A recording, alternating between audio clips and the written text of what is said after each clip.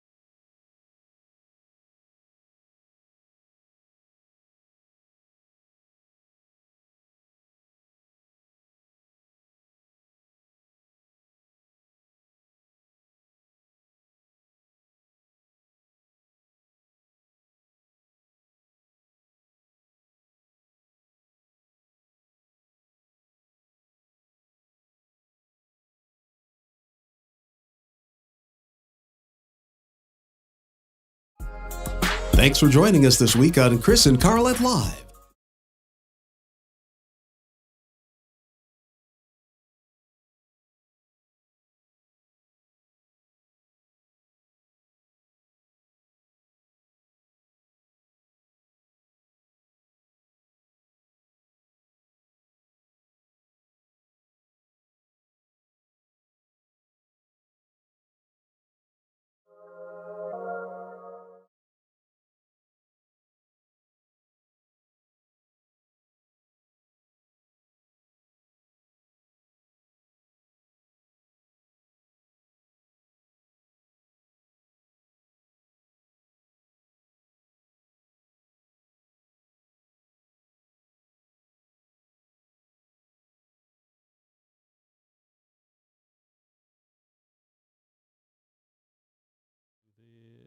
Check. Can you hear us, Okay. Brittany and Cheryl? Can you hear us now? Oh, Lord Jesus.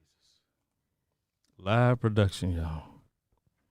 When you're doing it all. When you doing now, let me see if I can. Can you hear us now? There we go. All right. Yeah, we can hear. Okay. We can hear. Okay. Yay. Brittany said yay. All right. Okay, we got our guest. Awesome. There you go. Thank you, Cheryl. Of our guest. Live. Can hear you. Yes. Sunday Thank Blue. you. Okay. Thank you. All right. So, you want to turn down yours? All right. The funny part, I was looking around trying to figure out where that was coming from. Oh. Okay. All right. Thank you all for joining us again today. We are here. We are back another week. This is episode number 37. Yes. 37. Yes, 37. 37, I think. We're going to go Something with like it. that. Yes. So I am so glad to be here again another week. Last week, it was rather short because it was the holiday. But we actually had a couple people to come on. Yeah. Listen. Yeah. Eating a barbecue and wanted to listen to us. And yes, we were live. It was not pre-recorded, nor was it a replay of it, rebroadcast of anything. So just grateful for that.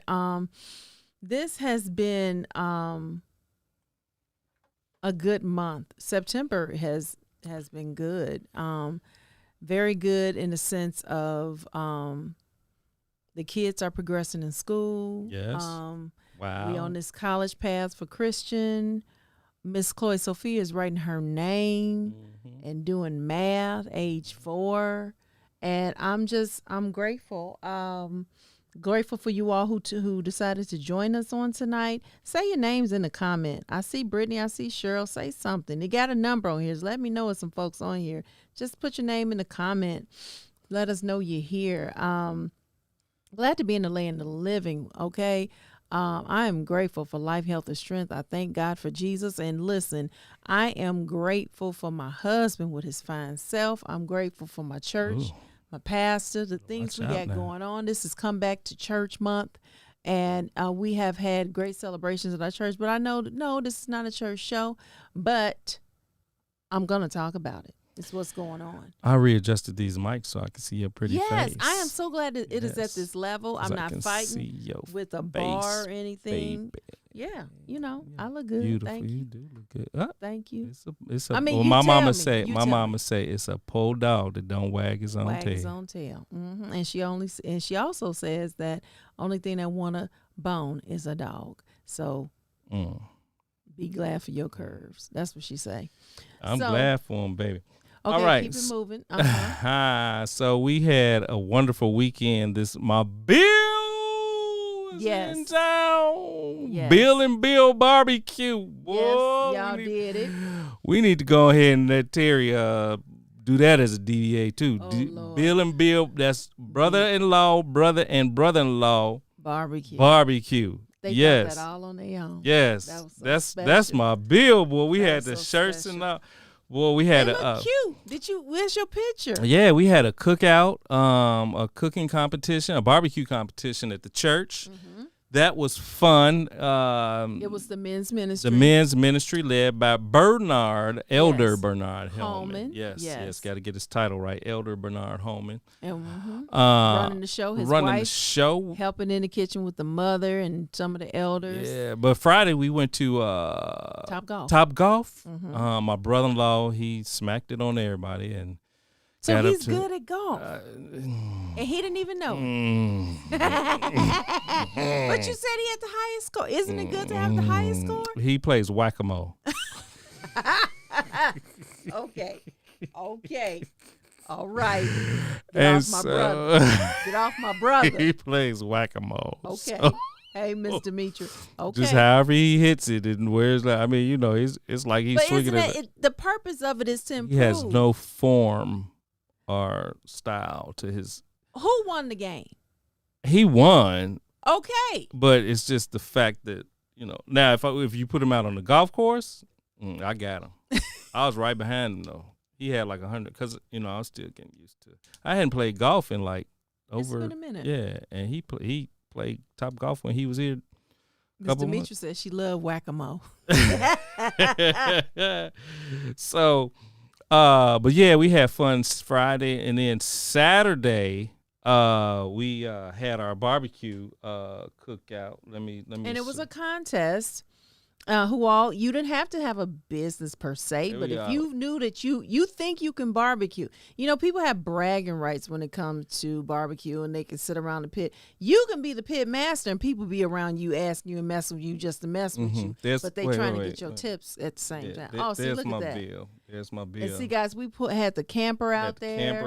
You got a full kitchen. That's me. I'm injecting my. I can't tell you what I did, but we had some chicken quarters that we had to get together. And see, a part of your registration, they bought your meat. So you couldn't even control your meat. There we are. There they go. Shirts. Bill and Bill. Bill and Bill. That's my brother-in-law, boy. Oh, and then check this out. My brother-in-law, look what he did to the shirt. Bam, baby. Edwards and Blakely. Yes, that's us, boy. And then check him out. That's my Bill. See the trailer? The trailer, he cooking. Got the outside kitchen, the grill. I had to put a fire retardant material around his stomach. You know what? Because when he goes up to the grill, I don't want to catch his stomach on fire because it's so big. Get off my brother. There he is, though. There he is. There's my Bill. See, I had to put a fire retardant. You know what? Get off my brother. Get off my But brother. baby, I appreciate you because you made the place look so good. Bam, there you go. We had chicken, we had ribs, greens, a turkey leg, smoked turkey leg. Yeah. See, what they had to do ribs, chicken, and a mystery meat. They didn't know what the mystery meat was gonna be until they got there, and the mystery meat was turkey legs. So you call yourself, you say you can grill, so you should be ready for anything. So they were ready. They smoked those turkey legs to perfection. Yes. The meat was falling off the bone. And then after the show, after we were done on the way home. Okay. You know what? I hope he is watching. This is a shame. Don't come for my brother like that. I was driving the trailer back, struggling, and look, look who's asleep. You know what? I'm about to tag him. Look I'm who's tagging asleep. him. My brother-in-law is asleep. That is so wrong. Yeah, I'm like this dude right here. I'm struggling. So wrong. That's So wrong. and then Wednesday. Uh-huh. Then Wednesday, my pastor tries to show me out. Oh, okay. I don't understand. So he had on his black shirt, right? Okay. I'm waiting for this. And then just muscles. Here's my son. He's gonna bring me some water. All right, go back. Thank you. See? Oh, Cordell's on. Oh, Cordell. Cordell. You know what? Hold on 1 second, Tia. We gotta just show this. Hold on. Bam. Cordell. Brother Cordell, you see this? Bam. My brother-in-law. I'm on the show. That's a shame. Yeah. That's sad. Oh my goodness, that is so wrong. That's sad.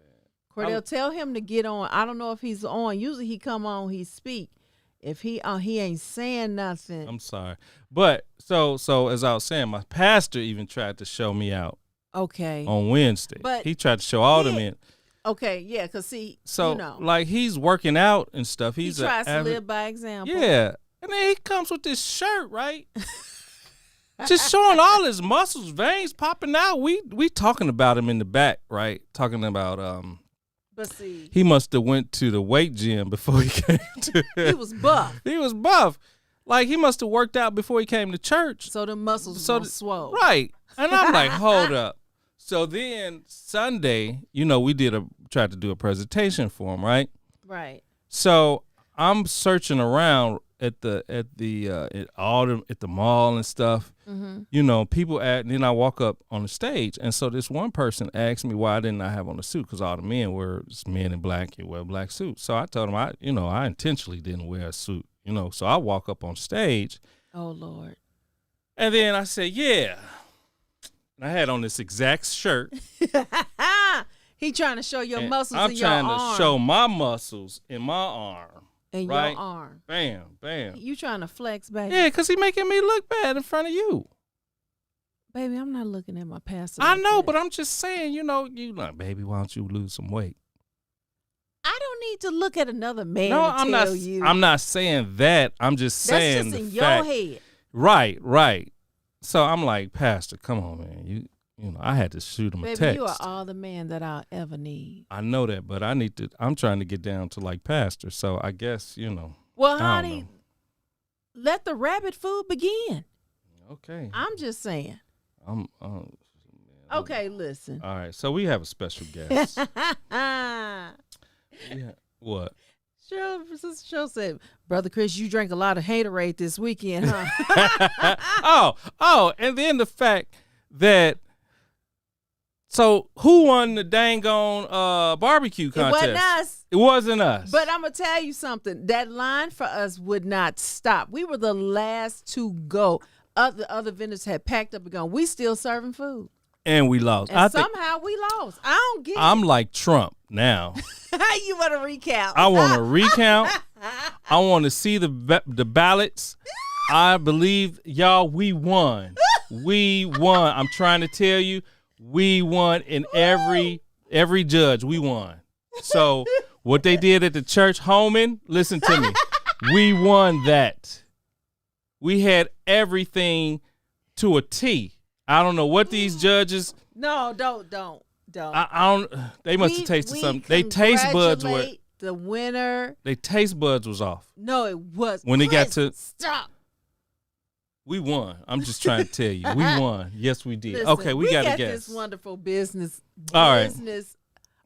If y'all are looking to start a business or get your business in right standing with the IRS and your state, we have Terry Dove-Pittman. Yes. Is a founding principal and chief strategy office for the Gideon Group, LLC, an enterprise planning and brand strategy development firm specializing in creative, innovation, implementation, brand development, and procuring sourcing. Terry is a sought-after speaker, author, facilitator, corporate advisor, and 3-time political candidate.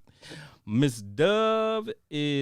Dove Pittman has extensive experience in the government, quasi-government agencies, corporations, and non-for-profits such as Indiana Department of Tourism, Indianapolis Metro Police Department, Horizons, and Damar Services. Due to her extraordinary work with the XBE firms, Terry was appointed as a board commissioner and certification of the Certifications Appeal Board. Terry attended Indiana University, Purdue University, IUPUI, where she completed her paralegal certification. She also received her lien certification from Ivy Tech State College in 2012. Terry married her husband, her best friend of 20 years. Really? I wasn't invited to that wedding, but go ahead. Yeah. Go ahead. Delman Pittman Sr. Brother Delman. Mm-hmm. And they have 2 sons, Delman Jr. and Matthew. So, y'all, we had a little audio Terry done had some kids. I didn't even know it. Just keep going. Yeah. So, it might be a little delay in the video and the audio, but we're bringing her on. And, this is my friend. I call it, I feel so bad, y'all. She calls me Big Sis. And she call me Big Brother. Okay. Nah. Mm-hmm. But she's been knowing us since we've been married, year 2? Yeah. But I feel so bad. It's like every time I call her, it's like because I need some help. So I just had to. Now I'm gonna tell you, when I call Terry, it's either spiritual or political. I've never really called her about business. Ain't that right, Terry? It's always been spiritual or political. So I just had to, because I talked to her and said, Terry, can you do this for me? Okay, I'll call you. Because we can only trust so many people. No, well, let me finish. That's right. Because this is the Chris. Carlette. Let me get a chance. Can I get a word in? Thank you. So I called Terry when I'm thinking about forming my company and forming my LLC and getting my business affairs correct. But then something happens where I don't call her. And so I just like, you know what? I'm going to cash app you some money so we can get the ball rolling. I don't care if we talk or don't talk. I just cashed after some money. And now here she is. She's on our show. I know. Well, let me get this. Hold on, Terry. Yes.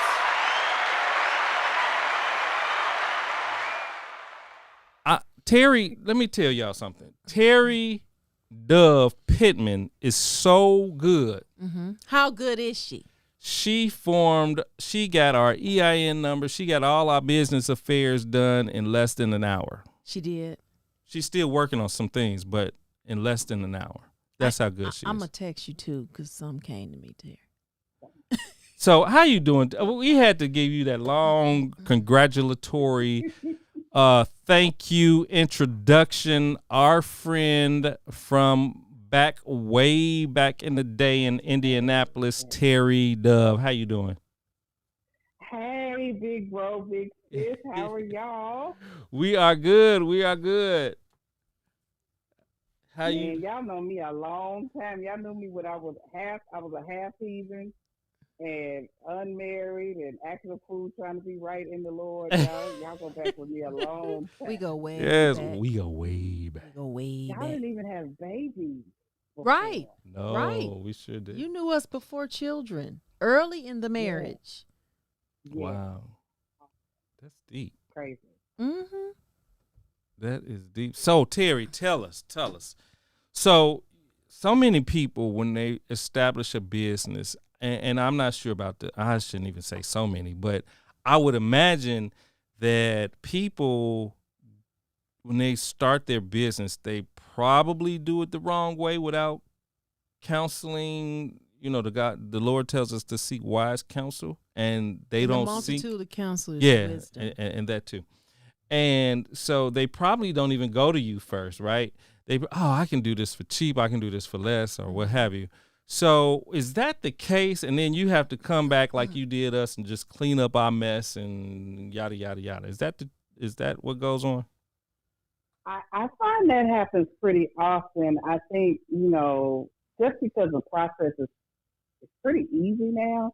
I mean, most things you can file online. Back in the day, you had to find, it seemed like you had to find an attorney and, get an accountant. But, most people can file online. And so they do so, usually, your friend tells you just do this, you just do that, get an LLC, get an EIN, get a bank account. Oh, you're a business.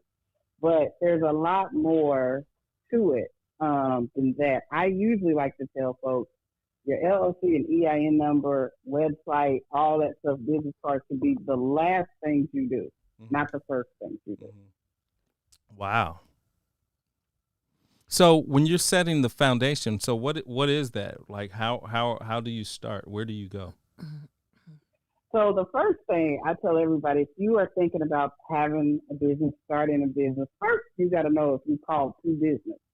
Let's start there. Let's start there. Are you called to be a business owner? Wow. Like, I think some people just look at it, I need to make money, I need to make some moves, but are you called to entrepreneurship? Because it is a calling. Why do you say why do you say that? Why do you ask that question? Because if you don't feel like you're called, then you really don't know what type of business you want to be. And so when I say called, like it is a passion of yours, it is something that you could do any day, all day, if you were never paid ever. Those are the most profitable businesses. And that's usually what people want to start. But some people want to start a business, just to make money. And if you're starting a business just to make money and it's your first business, you are going to have some issues. Wow. Hey, I want to remind everybody to like, share, and subscribe to either to YouTube and our Facebook channel. So make sure you do that, and so you can stay follow us. Okay. All right. Did you have a question, Carlette? Okay. So how do you want to go about this? Do you want to go overall business, or do you want to go maybe specific business? Because I'm seeing a plethora of people with different backgrounds in here. You got people here that sells clothes. You have people here that are students but got side businesses. You have people on here who are about to make the transition from corporate America to full-time entrepreneur the rest of their years. You have that. So would you like to talk overall, or do you want to talk like what I just threw out there? Ooh, that's a lot. You don't ever just ask them. I'm just saying. You know how our conversations, we always do this. We always do this. We always do this. Yes, we do. We can talk all around it. But you know what I would really like to talk about, because I know a lot of people in faith. I feel like God is calling a lot of people to entrepreneurship. I'm just going to cough real quick because that was directly at somebody. But I feel like God is calling a lot of people, kind of out of their day jobs into entrepreneurship, and that is a transition. And I don't know if we have always been taught how to transition out of that place. So I would love to talk a little bit about that, of how you transition, because But see, you just said something, because a lot of us raised in homes that were told, and there's nothing wrong with this. You get a job, you get them benefits, you save your money, you retire. It's like boom, boom, boom, boom, boom. Get your education. If you're going to get your education, get a job, get your stuff lined up. And there's nothing wrong with that. But some people, they just not wired to clock in. They want to be their own boss. No, I wasn't the best employee. Amen. I was a great worker, but getting there on time and all the rules, and I was just never. I've never been wired to be. Y'all know me. I'm a different kind of butterfly, so I've never been a great employee. But all my bosses love me and give me good references, but I've never been able to get into like the process of a 9 to 5. It felt restrictive to me. So yeah, I think that's what we were taught, to have stability and to be financially comfortable. But I'm not trying to be financially comfortable. I'm trying to be a billionaire, and I'm trying to say that one more time. change nations and build it. I'm trying to. Oh, thank you, host. I'm going to be a billionaire, and I want to build nations and do things for the kingdom. So you cannot be a multi-millionaire with a 9 to 5. It's just not possible. That doesn't mean, you know what I mean? I don't want to nullify folks 9 to 5, because you got to be built for this. You have to be somewhat of a crazy person to get into entrepreneurship. You have to be a little off a little bit to get into entrepreneurship. Oh my goodness, that is a little crazy. Okay, so I think yeah. Keep going. You know, I could talk all day about this. So. Go ahead. Well, here's the thing. Some people are ready to make the move. Let's talk about the transition from corporate America to be your own boss. Wonderful. So I'll just tell you some of the challenges I've noticed that folks, especially from coming from corporate America to entrepreneurship. Because if you think about it, in corporate America, it is a system and a process that you're used to, right? Right. And if you need some pens, you go to the closet, get some pens. If you need HR benefits, you go talk to your HR benefits person. If you need a phone, the phone is already set up. If you need a computer, the IT stuff is already set up. You already got servers. When you leave into entrepreneurship, you are over everything. You're the HR person, you're the IT person, you're the delivery person. And so a lot of people, when they come out, are not necessarily used to the lack of the machine that is around them that they used to have in corporate America. And also they feel like, okay, I got a nudge for a business. People say they like this. People are telling me this is really good. It's my time to go. And I would tell them that you need to really first start out with market research. And because I have found that everybody that has encouraged me were not the people that spent money with me. That's good. That is good. Encouragement is great, but you know, I don't market to myself and I don't market to my family. I market to other people that I solve a problem for. So sometimes we can get encouragement mixed up with this person will support my business financially, and those usually aren't the two same two people. Can I say something on that? I said a few weeks ago, if every person who told us they were going to buy a book bought the book, we wouldn't have books. Seriously, we would. I'm talking about on our hands now. We would not have any. And so I've been saying, for all those who said they were going to buy one, come on, let's do this, you know. But then somebody gave me the advice, you start befriending strangers, because that's who's going to support you. Absolutely. If you go through all your Facebook friends and you know everybody, you got to change it. And lately if I go through and they ain't looking too crazy, I send them a friend request. They don't put you in Facebook jail real quick. Right. I'm telling you. But not so much for the books, but just to expand your reach, you know? Absolutely. That is so good. I'm going to tell you, I keep it 100. I think sometimes can I just be real 100? Can I be 1,100? Yes. I think sometimes we in the church don't really realize we have been stuck in a silo. Oh, wow. Stuck in a silo. Yes. So one of the things I ask my clients, like, I want you to start working on your centers of influence. And when I mean centers of influence, who are people that are in your network that can send you business? Like, what kind of associations are you a part of? What Rotary groups are you a part of? What community groups do you volunteer with? What business networking do you do? What kind of business clubs are you a part of? And almost 1,000 times, church people are like, I don't know none of them.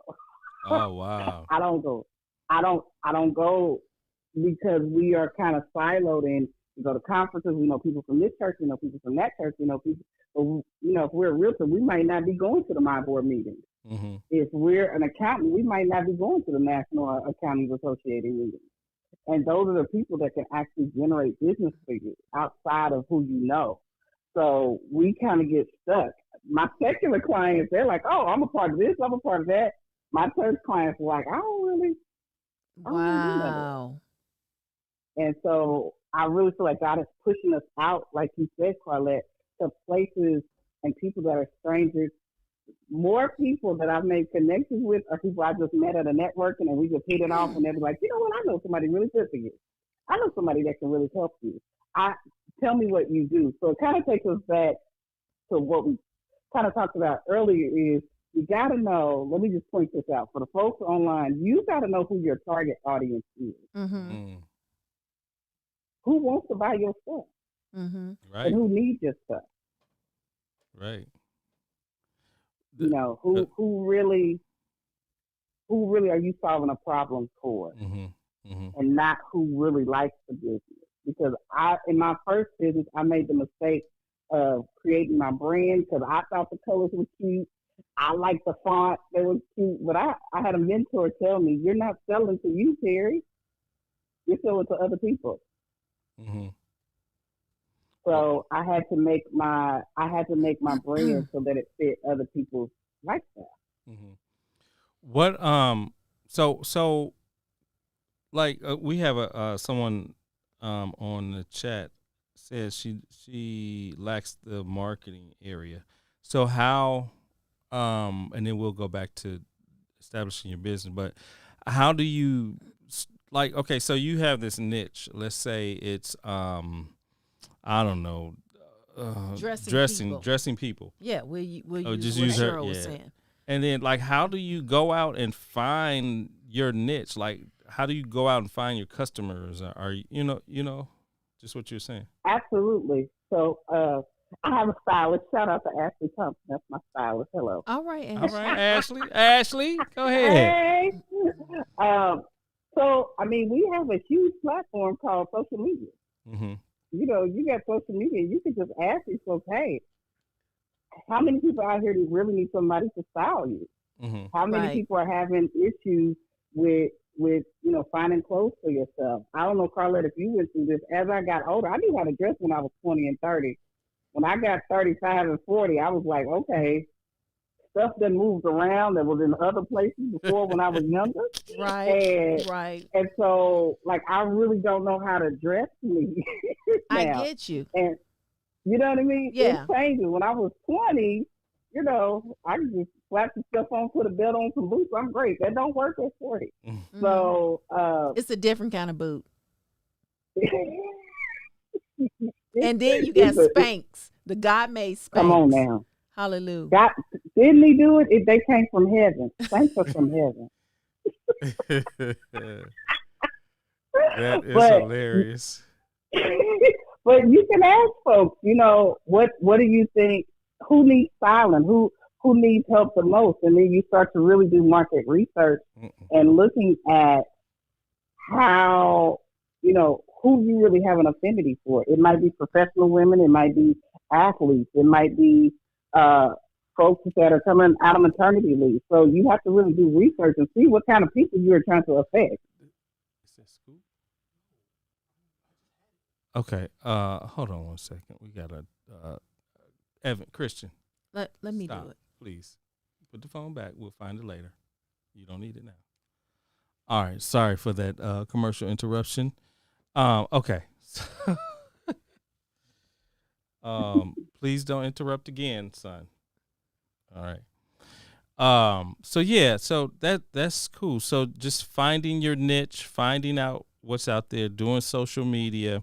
Okay, so this is okay. So for me, for example, what if you don't have the time to invest in, and this may sound bad, invest in really digging in, trying to find that niche? Can you hire somebody to do that? You can. You can hire marketing companies that can do like competitive analysis and target market analysis. You can definitely do that. Mm-hmm, mm-hmm. But you can't hire nobody to be you. Right. Well, I'm just saying. Right. Like if you're busy running the business, you still need to have some. I mean, okay, so I agree with you. But some stuff I don't think I want in somebody's hands. For example, I never forget, who was it? I think it was Susie Orman, and she was on Oprah talking about they pay their own bills. They write down, because they learn from many people who these people who were hired to do stuff for them, mainly financially, was stealing from them. Mm-hmm. And it took a situation to come up for them to realize it. And so I think it was Oprah learned from somebody, and she's like, I pay my own bills. Mm-hmm. I balance my own, and it's digital now. You don't have to do the pen and paper if you don't want to. I mean, you can, because computers can fail you. Just how much you want that much in your business, in your life, knowing, to manage it, have a system, and then you got to teach your legacy. You got to teach your legacy and be open to if your legacy don't want to do your business, which is okay. That's good. Which is okay. Do you sell it, make a profit, and give it to the legacy? Do you give it to another person that could be like legacy? It's all those things. Mm-hmm. I do want to go back to Cheryl Timberlake, though. Cheryl, the idea that came to me, one of the ladies that I use here in Atlanta, and I'm gonna give her a shout out, Stephanie's Boutique. Her boutique is 10 minutes from my house, but she travels all over the U.S. Okay. Mm-hmm. But she has a boutique. Now, we can't go to it now because of the pandemic, but she will ship to you. She will meet you somewhere. But every Sunday night at 6:00 Eastern, Miss Stephanie does a live show from her boutique, and she's getting orders. She put it up, ladies, it comes in this size. It flows like this. This is the material, and this is order number 306. Only thing you have to do is in the comments, I want 306 size large. She then inboxes you your invoice, how you pay. Once you pay, it is shipped to you every Sunday night. And how I met Miss Stephanie was at the Black Women's Expo in Chicago, right before we moved here 2 years ago. And I said to her, she was like, I'm out of Atlanta. I said, really? I said, I'm about to move down to Atlanta. I said, she's like, yeah, I'm in a little city called Douglasville. I said, I'm moving to Douglasville. And so it was just that quick. And she is literally 10 minutes from my house. And I'm telling you, I purchased from her. I've had my I've given her other business, but she's been consistent. She changed with the pandemic and she is, I promise you, every Sunday night, she is on Facebook Live. Mm-hmm. So well, she knows her audience. Yeah. Let me tell you what I know about why she goes on at 6:00 and what she does. I can tell you right now, her age is probably 25 to 50. They work, they have children, they go to church. So she knows her audience and their lifestyle. Mm-hmm. So she has inverted herself in their lifestyle to make it convenient for them, because I know who I sell to. And so because I know who I sell to, I know what time I need to be on. I know how to make things convenient. I know how to speak into them, so I'm available to them in their lifestyle. Mm-hmm. Now, if there was 19 or 20-year-olds, that's not going 6:00 on a Sunday evening. Not going to work for them. Yeah, yeah. Right. Yeah, you know what I mean. So she understands her audience, and we are not always good at setting foundational stuff before we start a business. We just get the passion and want to run out there and go and start doing it. I hear so many people, so many clients come in, I say, who is your business for? And they say, it's for everybody. I said, that's not true, because you don't have money to market to everybody. Mm-hmm. Wow. So let me ask you this. So When it comes to, so you found your niche, you found your business, this is your passion, this is what you want to do. What is the next thing in line of putting those building blocks, setting those foundations, setting up that foundation? What's the next process? Well, they also want to think about what kind of business do you want to be. Do you want, one of the things I love what Carlette just said, are you a legacy building business? Is this a business you want to pass down to your children and want to keep in your family forever? Mm-hmm. Or is this a business you want to build so you can sell it off? Mm-hmm. Is this a business you want to franchise? Mm. You want to think about what lane you really want to be in for business. Wow. Okay. And then does that determine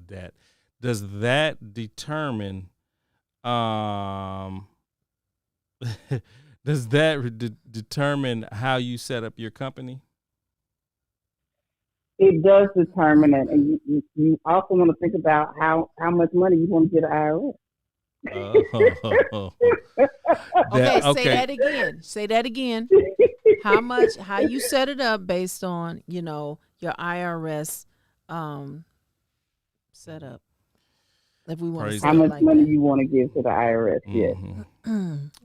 See, if you don't know these tax things, people, you can be setting yourself up.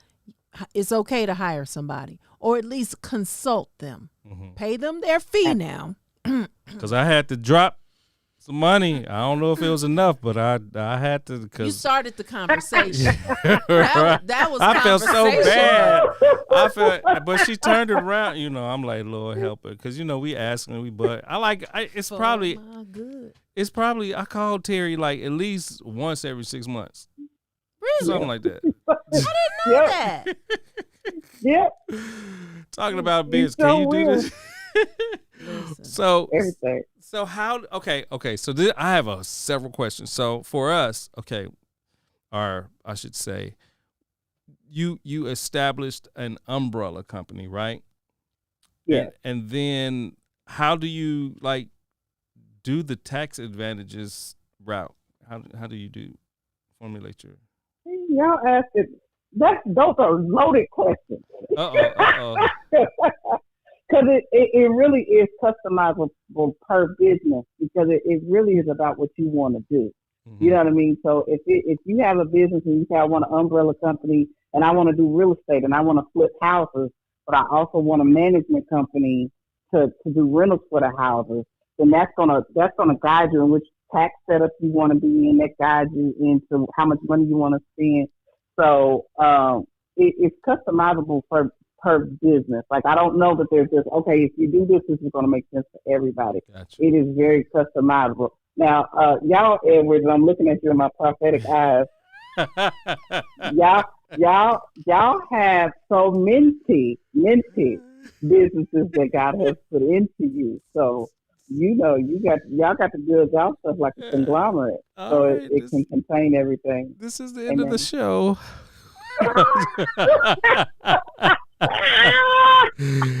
Praise the Lord. Praise the Lord. I love we can't put our business out there like that.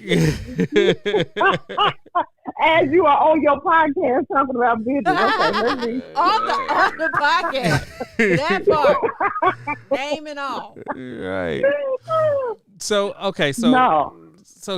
let's just use us for example. Oh, I got something to say too. Oh, keep Lord. going. Okay, so we have the umbrella company established, which you did in less than an hour. Praise God. Oh, I can't wait till this show is open because I got questions. So after that, so being that you have this prophetic eye, right? Oh, yes, sir. So underneath that, so we'll have Edwards Media Group, which is the film part. A, then B, we'll C, have and D. Let's call it A, B, C, and D. Okay, so Edwards Media Group, because that's everybody knows I do video, and then you have B, and then you have C. So you said that don't get multiple EIN numbers because you can do everything as a DBA to the umbrella company, right? Correct. Can you explain that more?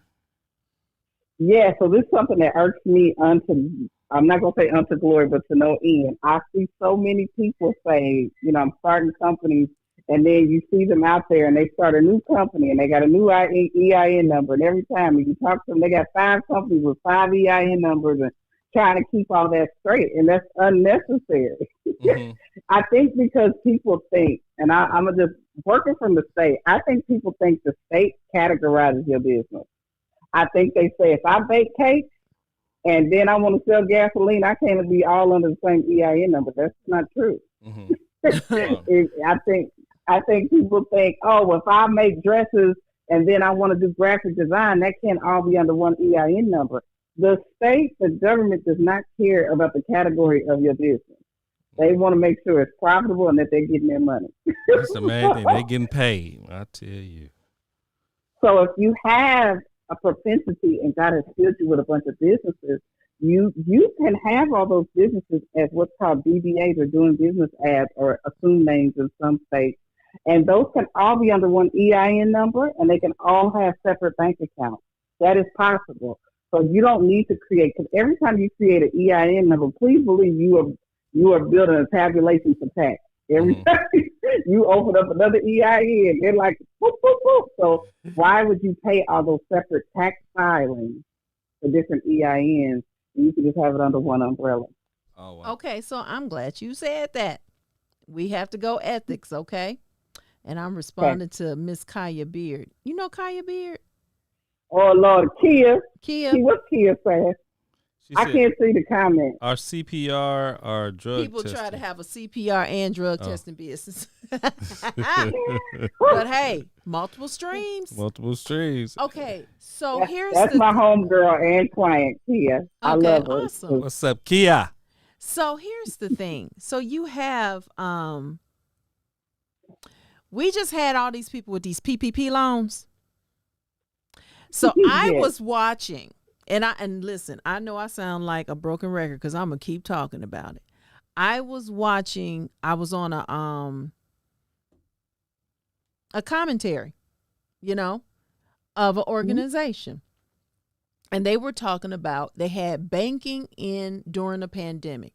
And they had these bank executives on there, and they were saying, they eventually got to this, and they were saying, we discovered while all this was going on and people going after these PPP loans that either they were a business that was already legal or people who had a business but they never had a business account. Okay. Mm-hmm. And then they said, and people creating accounts at the last minute just to get a PPP loan and creating these businesses.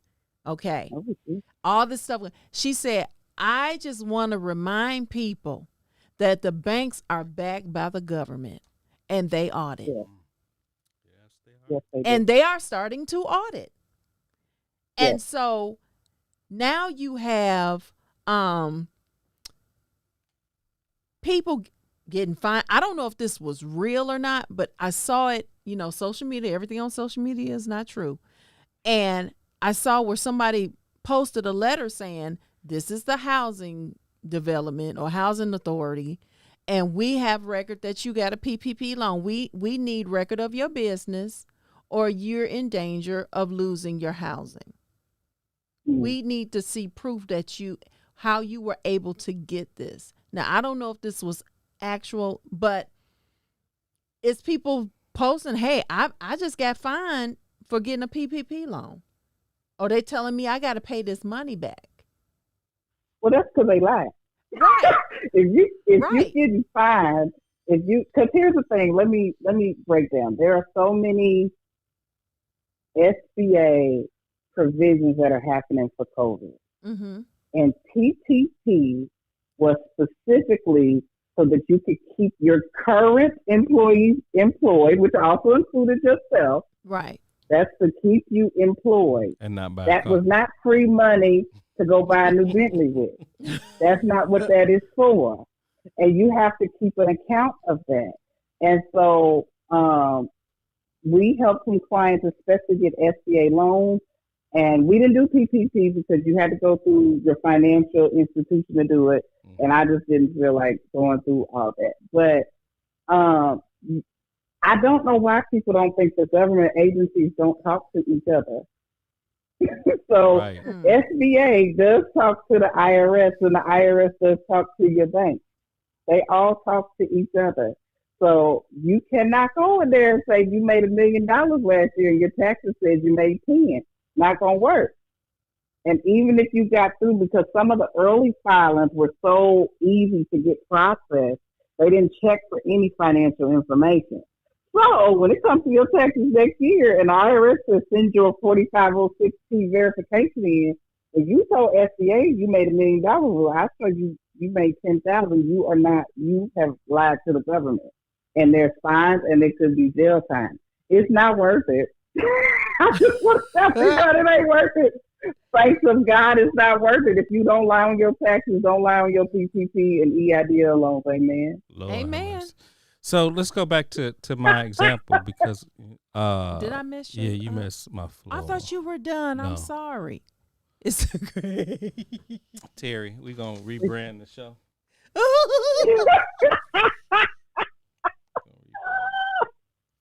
That's gonna be the new brand. Live with Carlette. So we're gonna rebrand it. That's because we're sisters. We talk about everything. We talk about Trump. We talk about everything. We talked about everything. Then I gotta change the website just to Carlette.com. Come on, babe. Come on. Go back. Go back.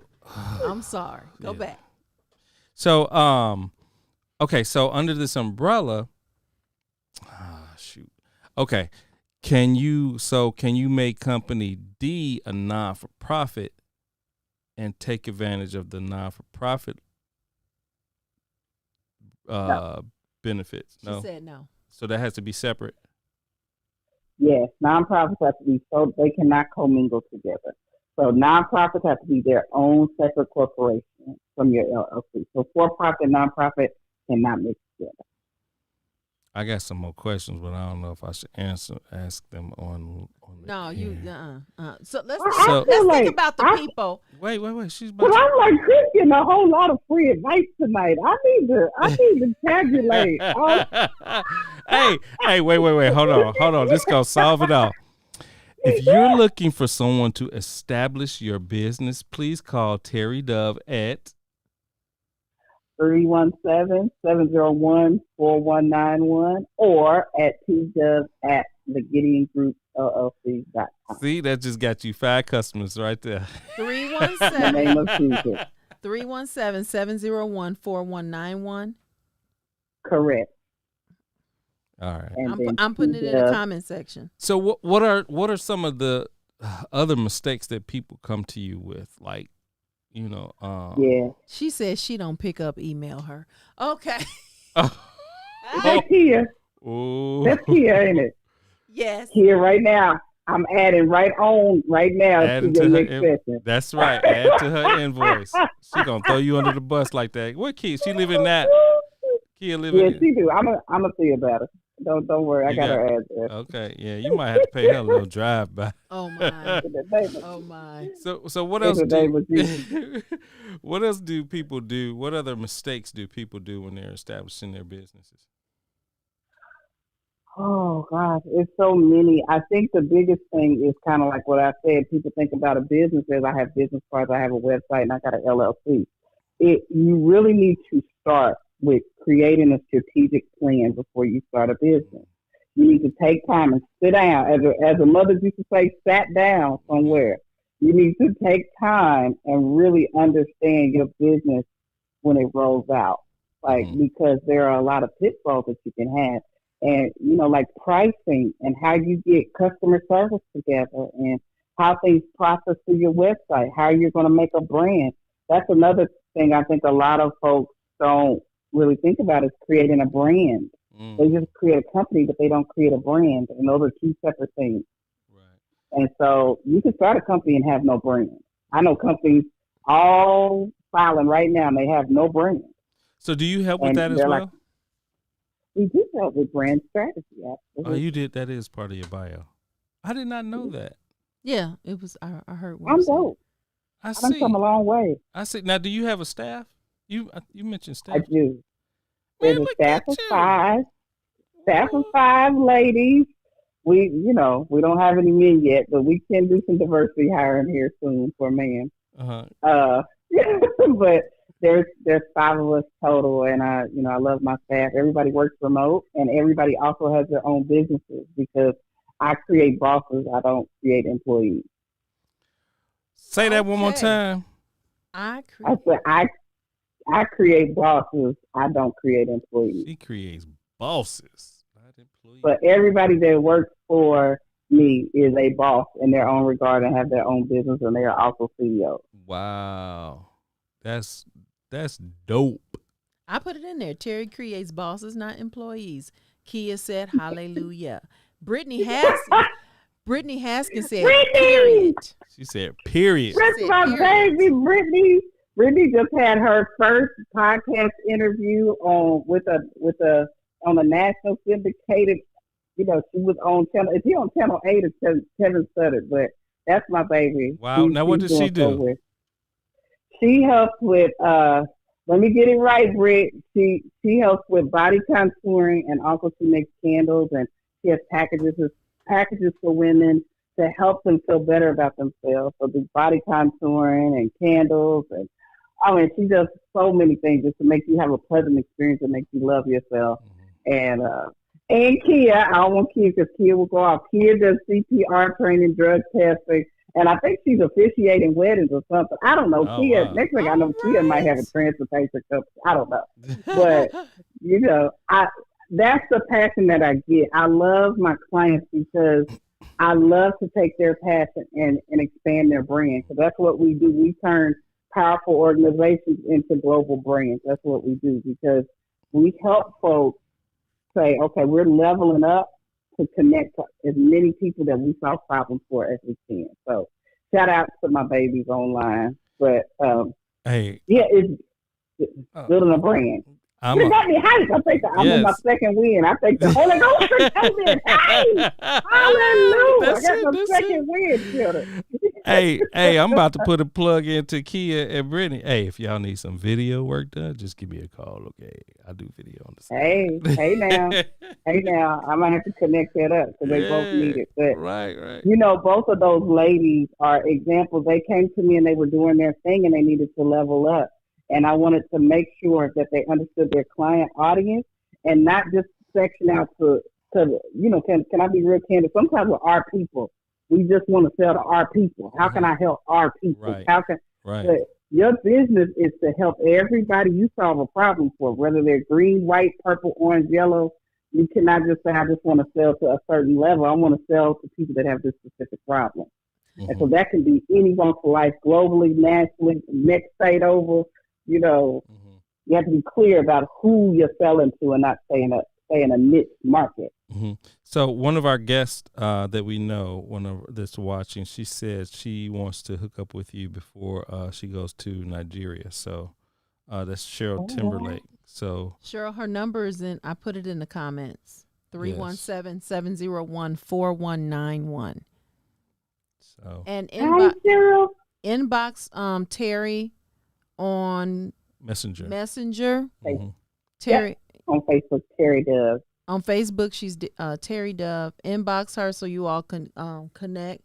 That's really good. I will say this on Cheryl's behalf. Cheryl has been dressing first ladies, people of God for years, and now she has an international ministry, and I am so serious. She does, and so yeah, that's going to be very good to help her navigate to the next level. Yeah, that's good. Oh, let's level up because getting into that's a whole nother thing. I got some stuff for her for some women and minority certification to get her, get some of these government contracts. Amen. So I'm sorry, I didn't mean to cut you off.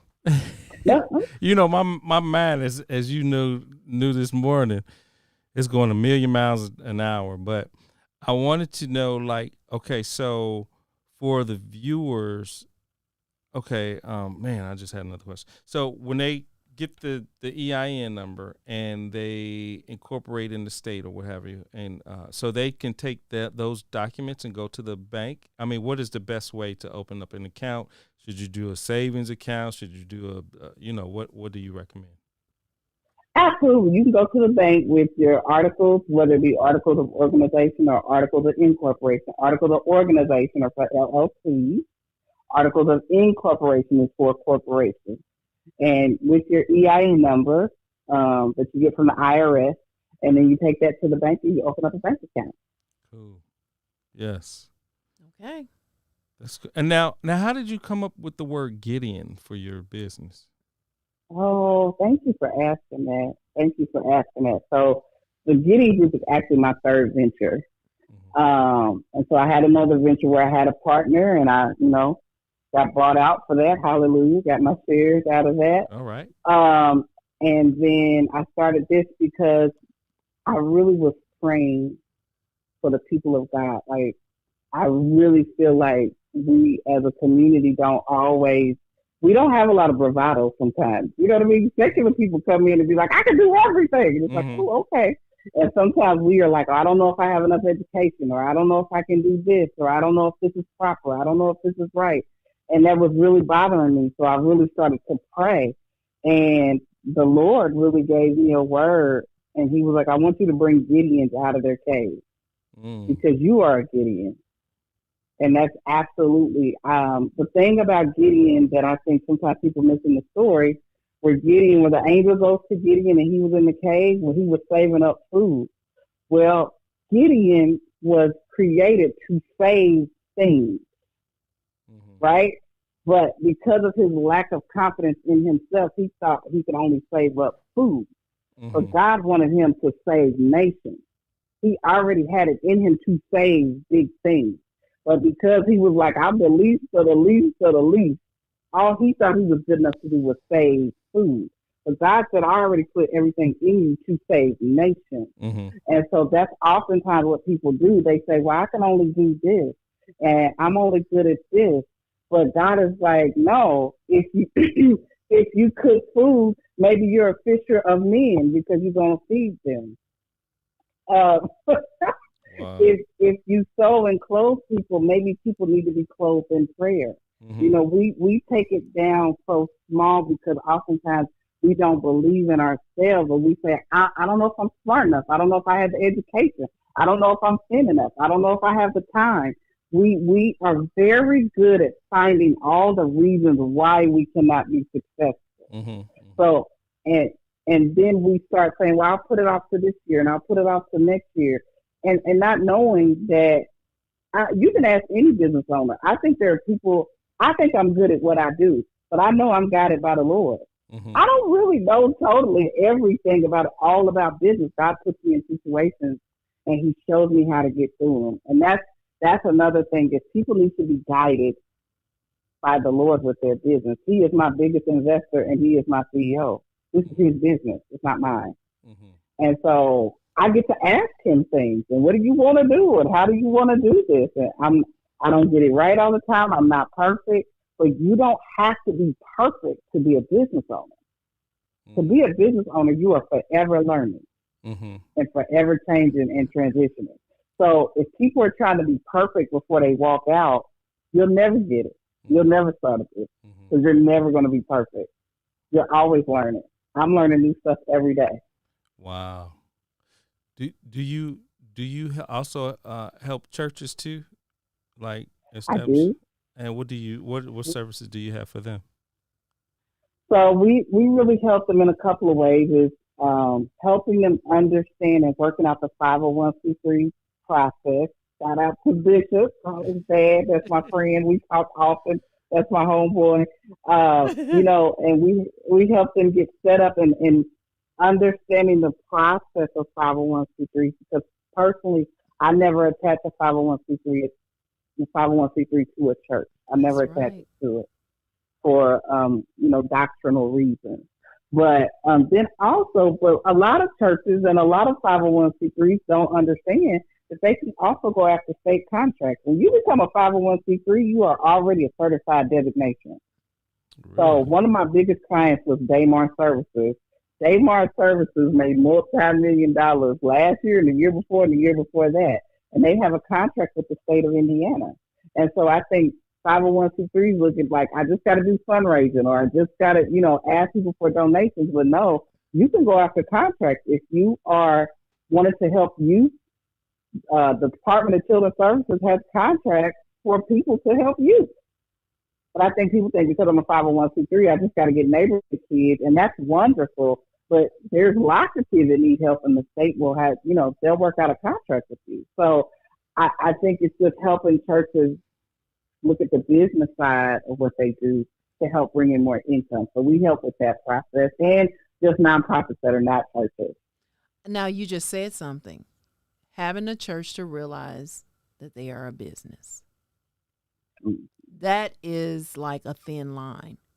That's a thin line. And I'm sure you've had to, because I remember when you used to advertise while we were still living in Indianapolis, especially when that whole thing was going out, scaring the churches. Oh, they going to come and do this to your money. They about to start taxing y'all. You remember all those coming to this group. And they're going to take your building. They're going to take your building and all that. And these pastors, they was getting scared. They was running to these conferences only to walk away with them trying to sell them some tapes, I think.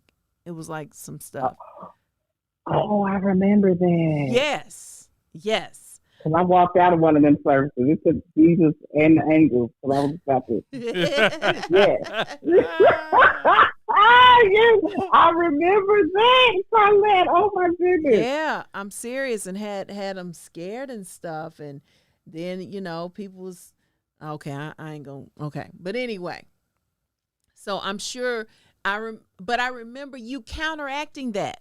And you started having meetings. It wasn't directly then. You gave it a little time and you built yours up. And you aligned yourself with pastors in Indianapolis to help them and educate them. This is what's really, the power is in your hands and this is how you use it. And you were talking the natural power, not the spiritual power.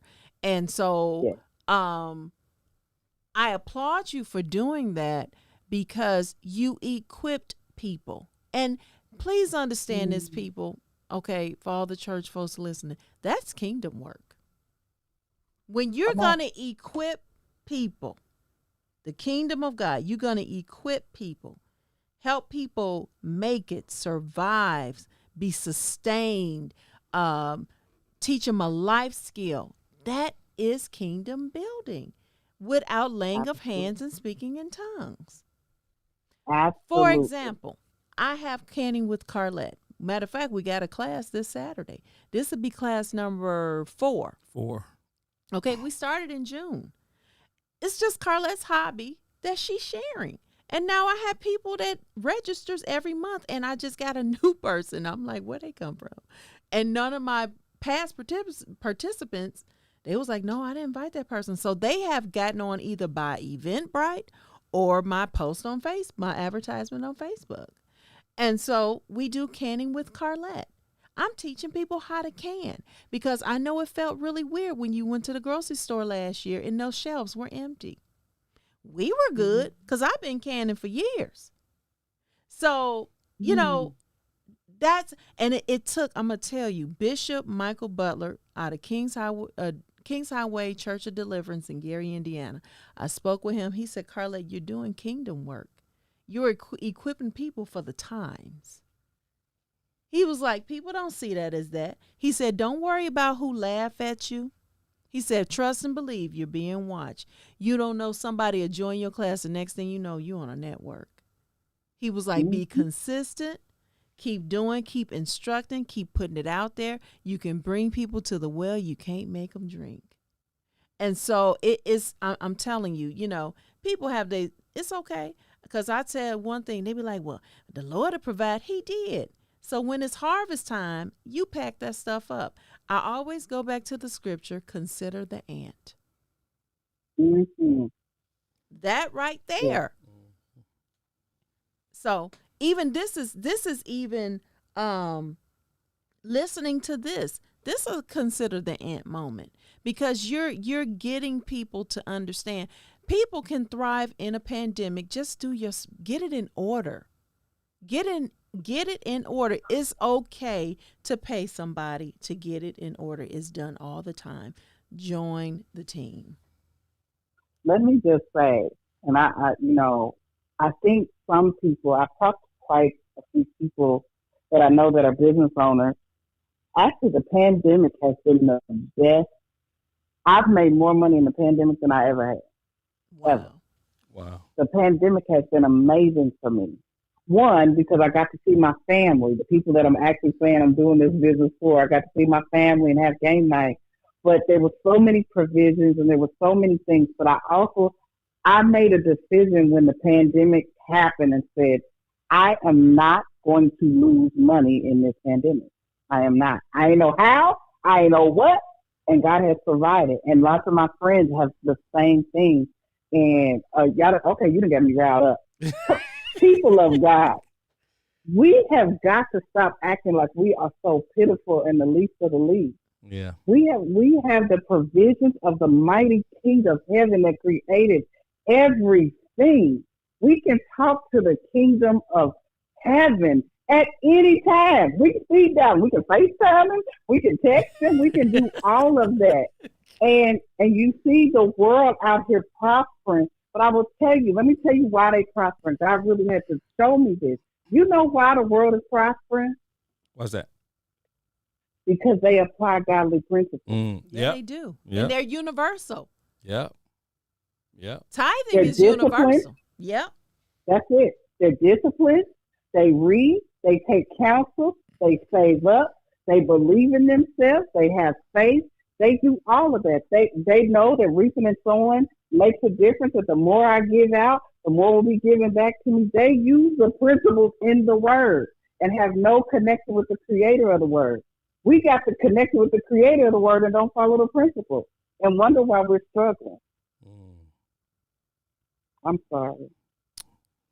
You good. Preach on. Well, Preach we on. just thank the Lord We just for thank. Ooh, I'm Lord. sorry. You know, y'all done got me hyped. God said he gave us everything that pertains to life and godliness. Mm-hmm. We know godliness. Mm-hmm. We are struggling with the natural. Oh, He said I would. Oh, I'm sorry. No, They keep said going. pass the collection plate. Yeah. Yes. He Yeah. says that he wants you to prosper. He wants you to prosper as your soul prospers. Can I ask the Christians, the Bible scholars on this, do you need prosperity in heaven? No, because you got it all in heaven. So it's for my earth. soul. Oh, Jesus. Amen.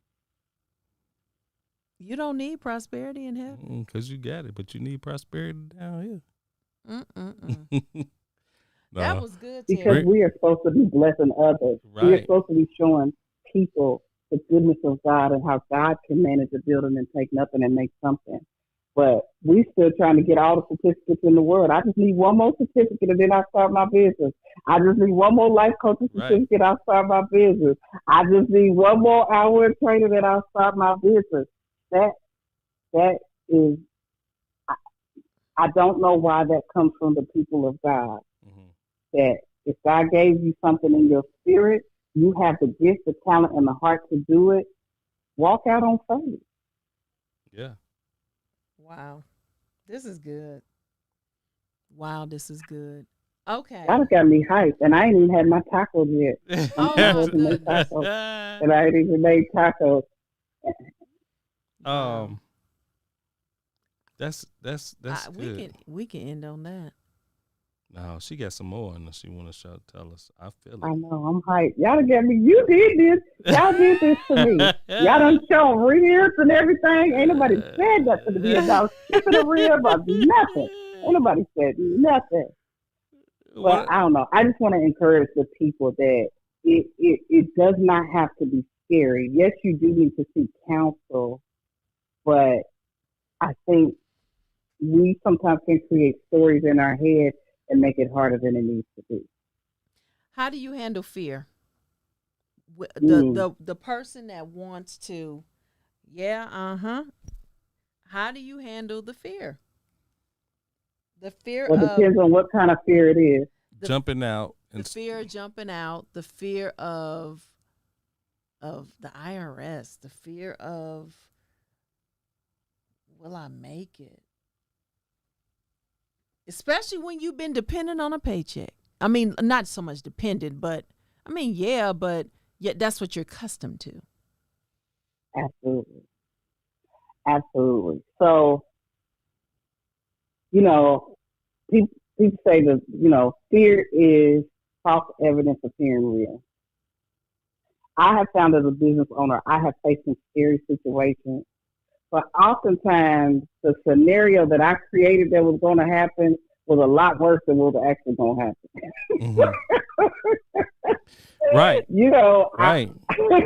You know, sometimes if I lose my job, if God done told me to go out and he says start a business, I'm gonna lose my car, I'm gonna lose my house, I'm not gonna be able to pay for my kids' college, and you might just have to pay a tax bill. Right. It right. might not. I think the fear comes to paralyze people, and the spirit of fear, I think, comes to paralyze people and tell them what they cannot do. And I think we have to do better at making scenarios of what we can do.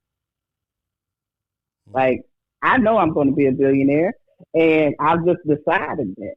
You know what I mean? And there's scary situations where I can't let fear, not that I don't get fearful, but I get real fearful. Like Kia tell you, I'm a little sensitive, but I don't let fear guide my decision. Mm-hmm. Because spirit is, one is a spirit, and half the time it comes from our emotions. It comes from our ego, and our ego is always trying to protect us. It's always trying to say, don't take risks, don't do anything scary, don't do anything out your comfort zone. But I tell you, the scariest place you really can be is in your comfort zone. Kia said, That's ask her what did you tell her about fear, or what fear means? Well, she said it. She started it off.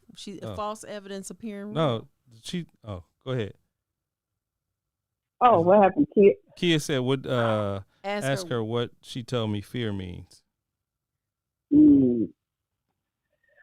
So with Kia, we were talking about Kia was the fear of success. I think it was the fear of failure. Let's talk about both. Is the fear of success is the fear that you cannot handle the capacity that you think is going to be given to you, and that you're going to leave people behind. Mm-hmm. The fear of failure is that you don't believe in yourself enough to believe that you can handle what comes at you. So you will constantly sabotage yourself. Wow. The show done turned a whole corner. Terry done turned a whole corner, boy. I tell you, this is dropping nuggets. I need a salad after this. Salad. You need to go out and get something to eat after this. I think I might go to Five Guys. No. Yes. Man, that's so okay. All right. I got a question. And it's 8:21. Do you got a few more minutes? I got all night. I can do this all night. All right. So when you establish your Kia from Gary, Kia, you from Gary? Because she said my hometown. Yeah, that's right. Y'all from up in that way, the northern way. GI, baby. GI. Gary. From the crib. From the crib. That's right. 2300 Jackson Street. Always home. So when you help people establish their company, Glen Park, okay. I'm Tolliston area. Michigan City. Okay, keep it moving. All right. So when you help people establish, like, how do you incorporate those or do you instruct? And I know you probably have to be careful, I guess, depending on who you're talking to. But no, my clients tell you I'm raw. I'm no chaser. They know it. All right, cool. So do you give them those godly principles to help them structure their business? Absolutely, because in my mind, your business is a ministry. That's why I said earlier you have to be called to business. If you're getting in business just to make money, sit down, because you're going to tear some stuff up. Because money doesn't always come, but ministry opportunity and blessing always come. And that may not always be in the form of money. And so, yeah, we talk about quite a bit of things because when you're starting a business, one of the things I did not realize early, because I thought the same way. I left my job at Secretary of State. How am I going to do this? I don't know about having an office, but I started to make money. It really wasn't until this venture where I started to really consult corporations and cities that I had to do internal development. To be a great business owner, you have to get cleansed out. You got to start dealing with your own demons, because whatever demons you're dealing with will come through in your business. If you're an unorganized hoarder person at your house, you're going to hoard client paperwork. If you self-sabotage, you're going to self-sabotage opportunity. If you are a fake it till you make it person, you're going to have your business faking it till you make it, because your business is something you birth out. So it's coming out of you. So if you're not doing personal development, your business is going to be a reflection of who you are. So that's why you can see multimillionaires still kill themselves because they haven't done personal development. Or you can see folks that started from nothing, might not have had a college degree, and they go far because they keep learning and they keep ushering out and they keep getting cleansed out. So owning a business is much bigger than just having, all your legal paperwork together. That is very necessary, but you have to keep learning and keep being able to be vulnerable and authentic as a business owner, because this thing to me has been the most revelatory thing I've ever done in my life. It showed me where I got issues and where I got strengths, weaknesses, opportunities, and threats. My SWOT analysis for my clients. Right. That's where I get to see where I'm failing, and it has helped as I have done more development and structured my business better. It's helped my marriage. It's helped my friendships, or it's cut off friendships. Hallelujah. Or it's cut off clients. So it is a ministry, and that's why I feel like God calls people to it, because it's bigger than just making money and having a nice website. It's a lot to it. It's a life change. It's a lifestyle. Wow. That's good, Terry. This is like you done just twisted the whole conversation. Yeah. But which is so good, because you never think about like the whole spiritual aspect of starting a business. I mean, you've just enlightened me and I would imagine Carlette, like really to think this thing out, like it's much more than just making money. Yeah, making money and starting a bit. You got to think about, are you called? What you gonna do when you get out of jail? No, I'm just so crazy. Just rolled off.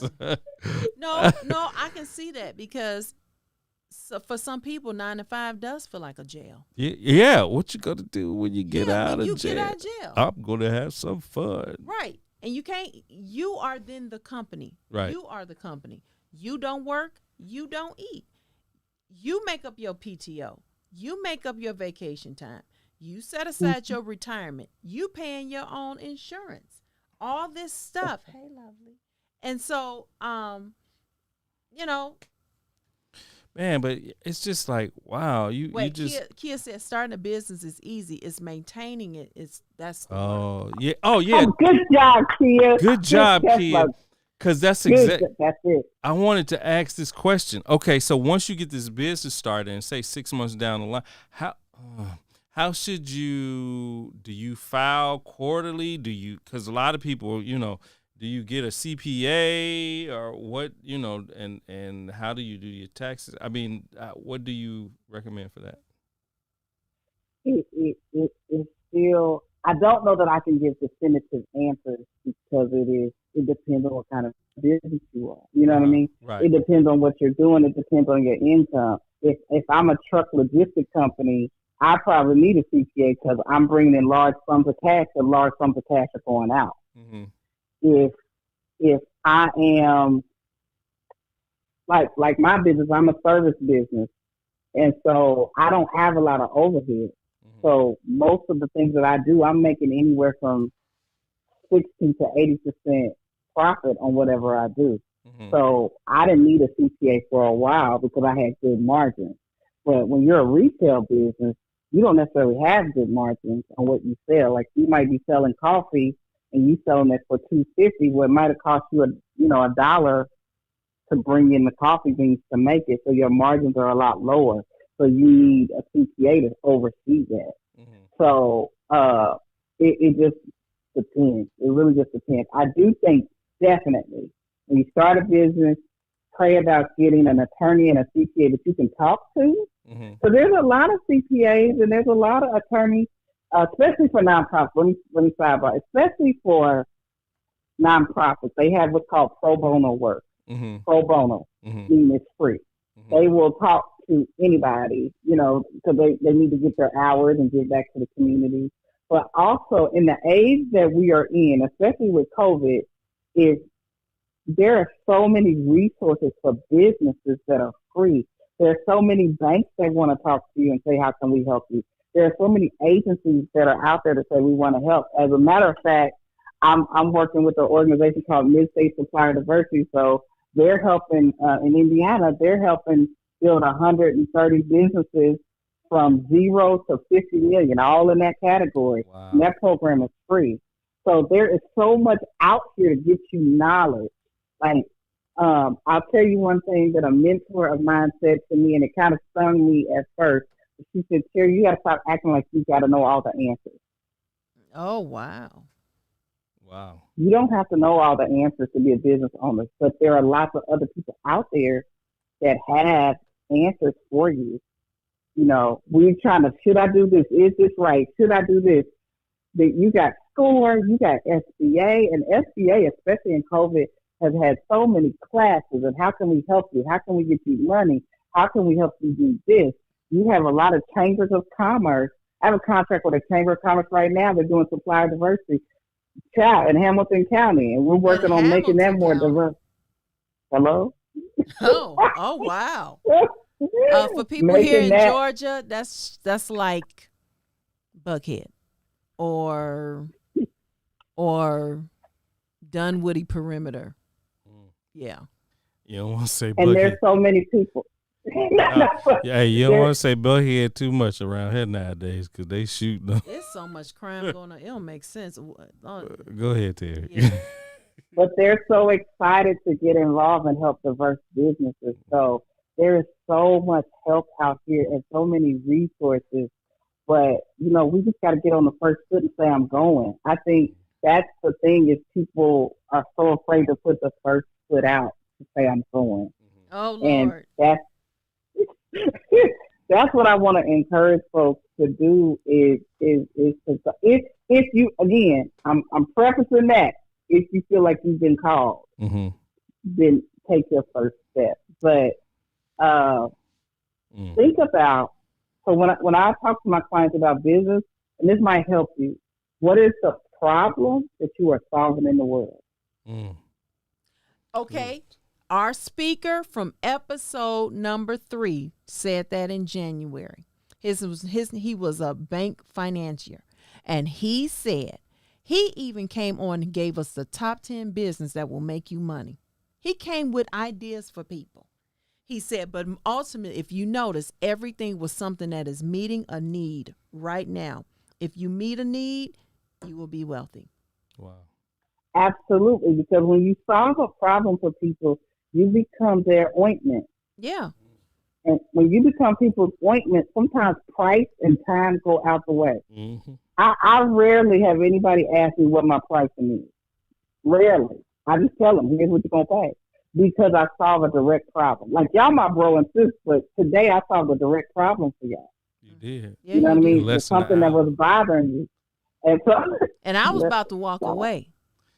I know. I was like, we're not about to do this. If I had to get on a flight, I'd be out there to see. But anyway. And then get my other girlfriend, Michelle, talking about, she sent me this one video today. Tears came to my eyes. So I'm like, that's why you my sister. I'm like, God, oh God. It was like you in one ear and she was in the other and he was in my face. But keep going.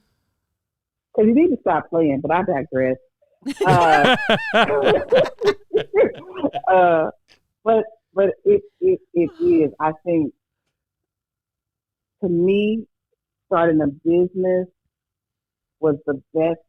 Besides Christ and getting married, starting a business is right up there with it because I created my freedom. I created my empire, and God is teaching me how to rule, and He's teaching me what's in me. You know what I mean? Don't get me started on that ruling, King Priest. Oh, I gotta. Yeah. Okay, I'm gonna tell you now.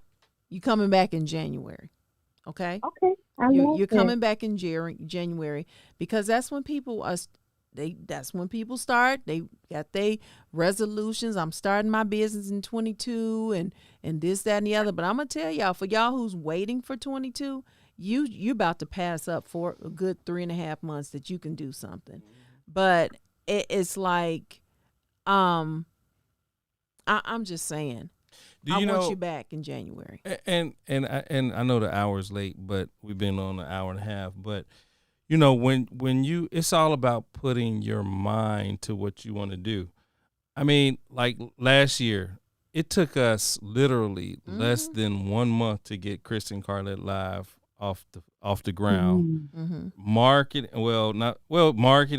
branding, equipment, all this equipment, the desk, you know. And when I have like a vision, I go for it, you know. And Carlette thought I was probably crazy, you know. But it's like you have to have the zeal, you have to have the for lack of a word, the go-get-itness, if I could use that for a word. But I mean, in order to make your business prosper, I mean, it's like you got to start somewhere, and then you got to maintain until you bring that baby to fruition, right? Mm-hmm.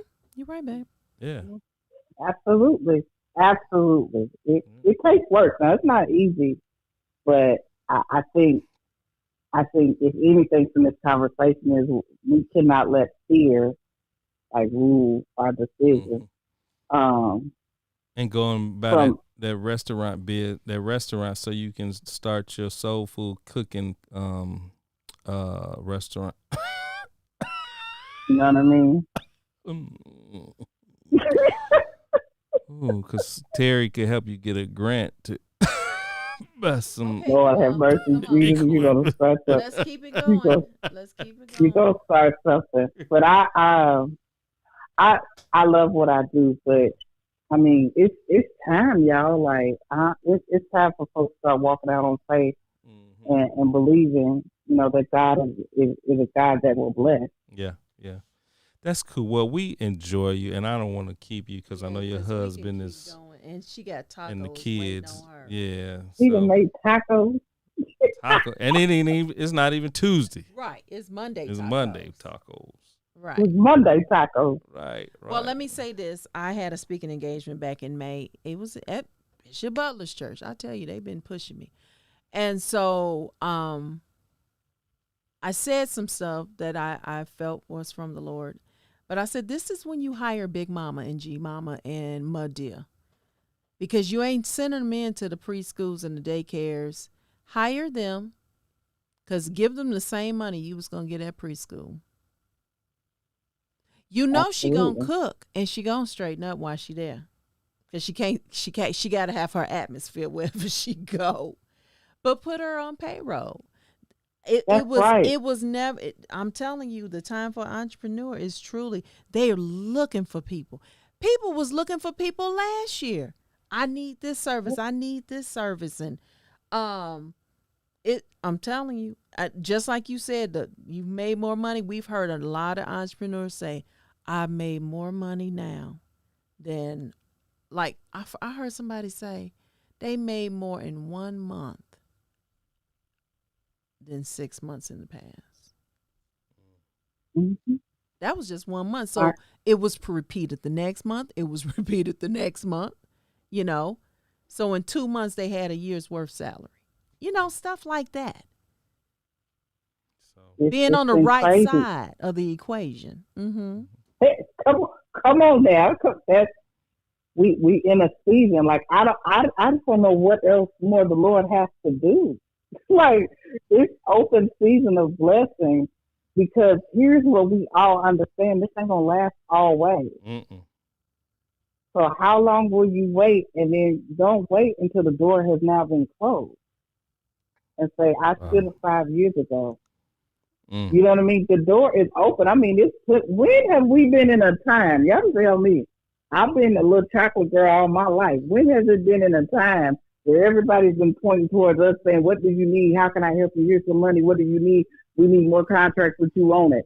We need more commercials with you on it. We want to hear what you have to say. We need you in the White House. When has that ever happened again?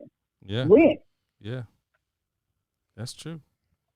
And so if the door is open, especially for the people of God, I'm going to just tell you, I live in Goshen. I don't live in Egypt. I live in Goshen. And it's Goshen every day for me. So it's always sunny over here. We're going to have to bring you on next week just to preach.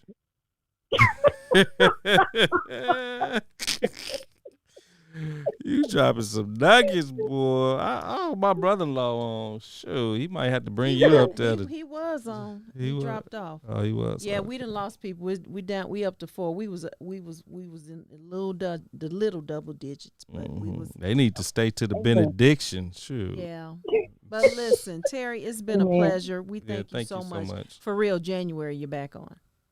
Maybe I would love to. I love y'all. I love y'all so much. And Carlette, you gonna call after the show? Oh yeah. Okay, we give you time to eat, and then she gonna call you right back. Yeah, we need to eat my too. Tacos. Y'all need to eat. Yeah, we need to eat. We need to eat too. Right. Brittany says she's still here. Hey, Brittany, that's what I'm talking about. Brittany. That's my girl. So proud of her. Brittany, I need for you to like, share, and subscribe on YouTube and Chris and Carlette live Chris page. and Carlette, yes. But cool. Well, we will talk to you later. Thank you so much, and we'll holler back at ya. And Cheryl, don't forget. Yeah, Cheryl, you got one client out of this, possibly. So Cheryl, her number 317. Oh, where did it go? Say your number. 317-701-4191. All right. Thank you. Oh, thank you, Brittany. Okay. Thank you. We'll call you. Okay. All right. Good night. Okay. So, what do you think about that show? That was amazing. That you said about all the shows. That was amazing. Well, hey, we going higher and higher. And next week we have the book. Oh, we do. That was supposed to be today. Oh, that was today? No. I said the 13th. Oh, you said? I did. I thought that you said the 19th. Yeah. I said the 3rd. I don't know. Anyway, we're gonna have hopefully a book. What a book? You had a copy of the book? I was thinking maybe we go need to Life's Interruptions with an S. I was thinking maybe we do need to go to October Breast Cancer Awareness Month. Oh yeah, we could do that. Open up the show. Now this is prostate cancer. So if you're a man and you're watching, make sure you get your prostate check, get your PSA and your DRE, digital rectal exam. Well, listen, guys, thank you so much. Hey, if you want to know about the canning class that is happening this Saturday, this is class number 4. We will be canning peaches and pico de gallo. We're coming to the end of peach season, but yet it's the beginning of peach season in California. And peaches from California is being shipped out everywhere. I've already called my local grocery store. I'm not going to say their name. They are not a sponsor. So we will be there. We will be doing that this Saturday. The link is I already posted it in the thing. It's already in the comments. Yep. The link is in the comments if you would like to sign up for the canning with Carlette. It's a life skill, guys. It's a life skill that will carry on. And your canned goods is made out of, it's not canned goods. It's glass goods. Yes. And I just want to end up with this last photo. Oh. I just want to end the show with this. That's so wrong. My brother-in-law. He tired, boy. He got that seatbelt strapped around his stomach, though. That's horrible. I love He my coming for brother-in-law. you. He coming for you. I'm telling you All now. right. All right, y'all. We love you all. We love those from the GI. We love Cheryl. We love who else was on? Brittany. We love you. Kaylin was on. Kaylin Glover, Davison Glover. He was on. Terrence was on. Apostle J was on. We love y'all. Brother Eric Johnson was on. Those are names I remember. I saw flash up. And what about? I can't get to all the names. How come I can't get to? Sometimes they show them. Sometimes they don't. Brittany and then Kia. Yeah, we love you too. Yeah, it was all that. Thank you all for joining us tonight. Again, like and subscribe and share. And you can always watch the rebroadcast of this. Share it. Somebody can watch the rebroadcast. And as y'all was saying, she was dropping a lot of wisdom and knowledge. You could give, and then nothing. You can call her. Mm-hmm. Support her business. She's here. She's here. I'm telling you, y'all better call her while she can be booked. You may overlook, and next thing you know, she's going to be overbooked. From overlooked to overbooked. I can't take you right now. I'm booked. I have a waiting list, or how about this? I have a friend I can send you to. You'll be real mad then. Not saying that her friend won't be good, because if she going to send you to her friend is good. Now you're looking off. Your friend her friend is good, but I'm telling you, you better get her, for she about to be overbooked. I'm telling you, if she not already. I didn't even ask her that. But all right, y'all. We love you. Peace out. Thanks for joining us this week on Chris and Carlette Live. Make sure to visit our website, chrisandcarlette.com. If you're on Facebook, share this broadcast. If you're on YouTube, please subscribe to our show. You may also find us on Apple Podcast, where you'll never miss a show. While you're at it, if you found value in this show, we'd appreciate a rating on iTunes. Or if you'd simply tell a friend about the show, that would help us out too. Let us stay in contact with you by texting CNC Live to 474747. That's CNC Live to 474747. CNC Live.